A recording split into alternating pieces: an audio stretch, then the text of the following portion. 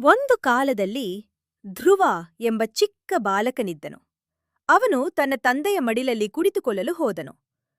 ಆದರೆ ಅವನ ತಾಯಿಯ ಸವತಿ ಅವನನ್ನು ತಡೆದಳು. ನೀನು ದೇವರನ್ನು ಪ್ರಾರ್ಥಿಸಿದರೆ ಮಾತ್ರ ಈ ಸ್ಥಾನ ಸಿಗುತ್ತದೆ ಎಂದಳು. ದುಃಖಗೊಂಡ ಧ್ರುವನು ತನ್ನ ತಾಯಿಯ ಬಳಿ ಹೋದನು.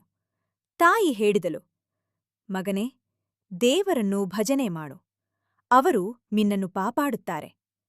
ಚಿಕ್ಕವನಾದರೂ ಧೈರ್ಯದಿಂದ ಧ್ರುವನು ದೇವರನ್ನು ಹುಡುಕುತ್ತ ಕಾಡಿನತ್ತ ಹೊರಟನು. ಭಗವಂತನನ್ನು ಕಾಣಲು ದೃಢ ನಿಶ್ಚಯ ಮಾಡಿಕೊಂಡನು.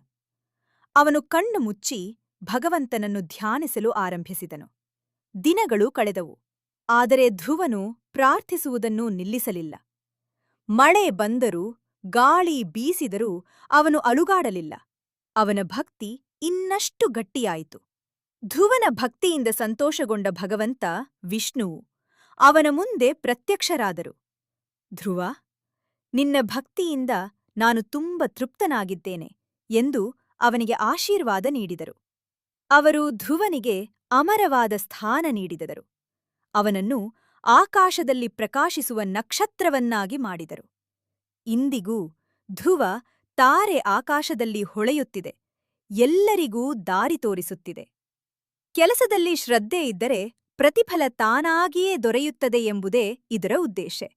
ಈ ಕಥೆ ನಿಮಗೆ ಇಷ್ಟವಾದರೆ ಲೈಕ್ ಮಾಡಿ, ಸಬ್ಸ್ಕ್ರೈಬ್ ಮಾಡಿ. ಧನ್ಯವಾದಗಳು.